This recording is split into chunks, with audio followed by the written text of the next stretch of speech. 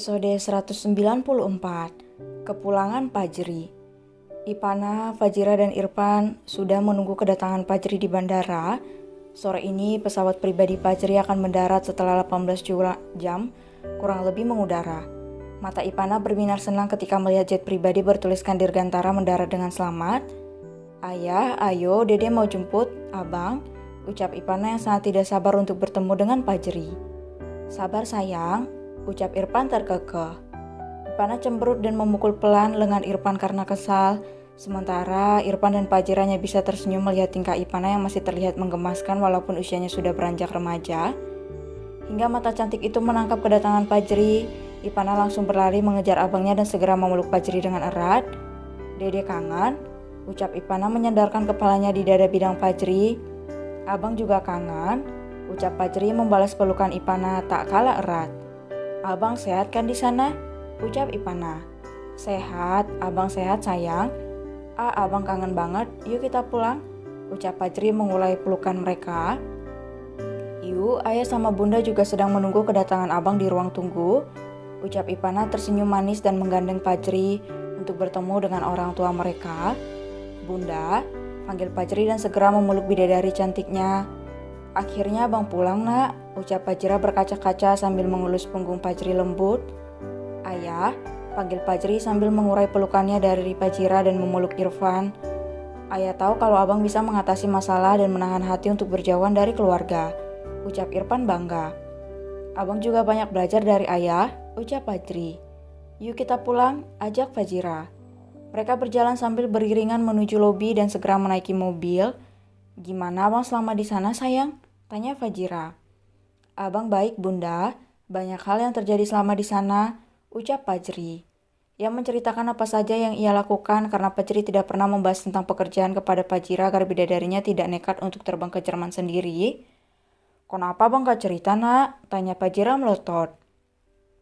"Maafin abang bunda, abang hanya takut kalau nanti bunda kepikiran. Tapi semuanya sudah selesai," ucap Fajri tersenyum. Mereka segera pulang menuju ke kediaman Dirgantara. Fajira sudah memasak banyak makanan kesukaan Fajri untuk menyambut putra tampannya itu. Tepat ketika Fajri memasuki rumah, aroma semerbak makanan kesukaannya sudah mulai membelai indera penciumannya. "Abang bersih-bersih dulu, habis itu kita makan bersama," ucap Fajira tersenyum sambil mengusap lengan Fajri. "Iya bunda, terima kasih." Fajri mencium kening Fajira lembut dan segera pergi ke kamarnya. Sementara Ipana sudah sibuk membuka beberapa box yang dibawa oleh Fajri sebagai buah tangan dari Jerman. Ipana mengernyit ketika ia tidak menemui barang yang bertuliskan namanya karena Fajri sudah memberi nama untuk setiap bingkisan itu. "Kok untuk aku nggak ada?" sukut Ipana kesal. "Kenapa dek?" tanya Fajira. "Abang membeli banyak barang tapi udah dinamain, untuk Dede nggak ada," ucap Ipana cemberut. "Mungkin masih di koper abang yang satu lagi. Sabar, mana tahu abang menyiapkan sesuatu yang lebih besar lagi untuk Dede," ucap Fajira tersenyum. "Bunda, kalau gitu Dede ke atas dulu," ucap Ipana segera berlari menuju kamar Fajri. "Dek, abang lagi mandi," teriak Fajira. Namun Ipana tidak mendengarkan ucapan sang bunda dan terus berjalan menuju kamar abangnya. "Tok tok tok, abang, bang buka dong," ucap Ipana tidak sabar. "Apa dek?" ucap Fajri yang baru saja selesai berpakaian sambil mengusap rambutnya menggunakan handuk. "Abang, hadiah untuk Dede kok nggak ada? Apa abang masukin ke dalam koper itu?" tanya Ipana dan menunjuk koper Fajri. "Iya ada di dalam itu, terus hadiah untuk Dede masih di perjalanan dari Jerman," ucap Fajri menggantung handuknya dan segera mengajak Ipana untuk turun ke bawah dan menuju ke ruang makan karena ia merasa begitu sangat lapar saat ini. "Perjalanan dari Jerman, kenapa nggak abang bawa sekalian? Abang pesan online kah?" tanya Ipana. "Iya, dan abang pastikan kamu pemilik pertamanya," ucap Fajri mengacak rambut Ipana sambil tergelak. Gadis manis itu semakin penasaran dengan hadiah apa yang dimaksud oleh abangnya. Ia cemberut ketika tidak berhasil menemukan jawaban dari dalam otaknya. Mereka segera makan malam bersama dengan penuh kehangatan. Ipana yang begitu merindukan Fajri sangat bersikap manja malam ini. Ia meminta untuk disuapkan oleh Fajri. "Dek, makan sendiri sayang. Kalau enggak sini bunda suapi Dede," ucap Fajira. "Gak apa-apa bunda, abang juga kangen nyuapin Dede. Apa bunda juga mau?" ucap Fajri tersenyum. Kalau bunda itu jatah ayah," serga Ipan. Cemburu masa sama anak sendiri? Celutuk Fajri usil untuk menggoda ayahnya. Sementara Irfan hanya bisa melotot mendengarkan ucapan Fajri yang selalu saja mengejeknya. Namun entah mengapa ia tidak bisa marah kepada anak dan istrinya. Jikapun mereka melakukan kesalahan, pasti Irfan akan membicarakan masalah itu dengan baik. Bang, ucap Fajira melotot. He, abang bercanda bunda. Fajri tersenyum. Mereka menghabiskan semua hidangan yang sudah dibuat oleh Fajira hingga tandas. Setelah itu mereka segera pergi ke ruang keluarga untuk sedikit berbincang sebelum beristirahat. Fajri membagikan beberapa oleh-oleh kepada para pekerja di rumahnya. Beberapa bingkisan yang sudah ia pesan ketika berada di Jerman. Ada sekitar 100 paket yang akan dibagikan kepada sahabat dan beberapa orang lainnya. Bang, untuk Dede mana? Kesal Ipana karena belum mendapatkan jatah oleh-olehnya. Kemarin abang tanyakan Dede mau abang bawain apa? Dede jawab hanya mau abang cepat pulang.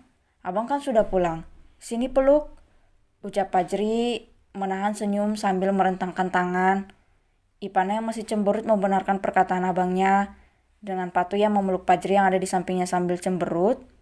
Semua orang terkekeh melihat kelakuan Ipana, namun mata gadis itu berbinar ketika melihat Fajri menyodorkan satu kotak perhiasan mewah di hadapannya.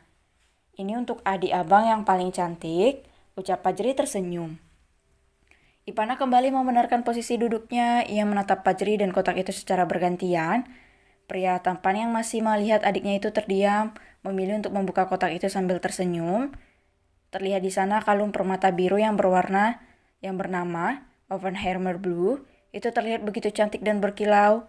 Semua mata terpesona memandang keindahan kalung itu. Fajri segera memakaikannya kepada Ipana dan tersenyum. Jangan bengong sayang, ucap Fajri. Abang, panggil Ipana dengan mata yang berkaca-kaca. Ini cantik banget, terima kasih. Ipana memeluk Fajri dengan erat. Pemandangan itu membuat setiap pasang mata terenyuh karena melihat Ipana yang begitu dekat dengan Fajri. Mereka mengurai pelukan itu lalu Fajri berpindah ke tempat Fajira dan melakukan hal yang sama.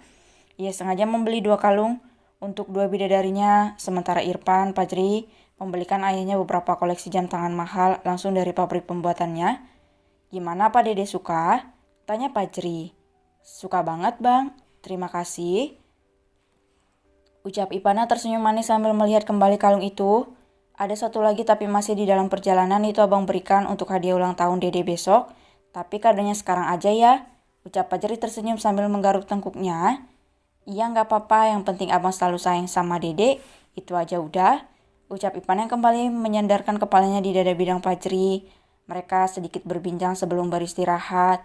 Ipana juga menceritakan tentang teman baru yang ia temui beberapa waktu yang lalu.